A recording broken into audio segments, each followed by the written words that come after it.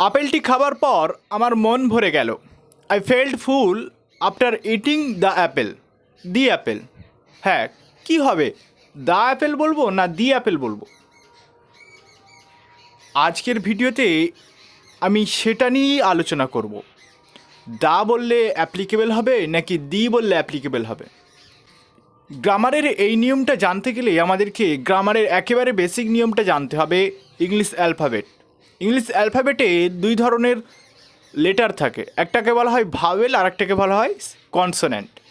Vowel হচ্ছে 5টি, A E I O you.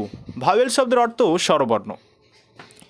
এই 5টি ভাওয়েল যদি কোনো ওয়ার্ডের শুরুতে থাকে আর সেই ওয়ার্ডের শুরুতে আমরা টিএইচি দি বসাই, তাহলে তার উচ্চারণ হবে দি।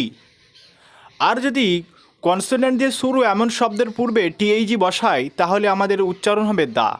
For example, the man, the poor, the bird, the tree, the boy, the water, the book, the pen, etcetera. এখানে প্রতিটি ওয়ার্ডের পূর্বে রয়েছে কনসোনেন্ট। আর দি যখন উচ্চারণ হবে তখন লক্ষ্য রাখতে হবে প্রতিটি ওয়ার্ডের শুরুতে থাকবে ভাওয়েল, যেমন E, I, O, U, A. For example, the earth, the ant, the iron, the owl, the umbrella, etcetera.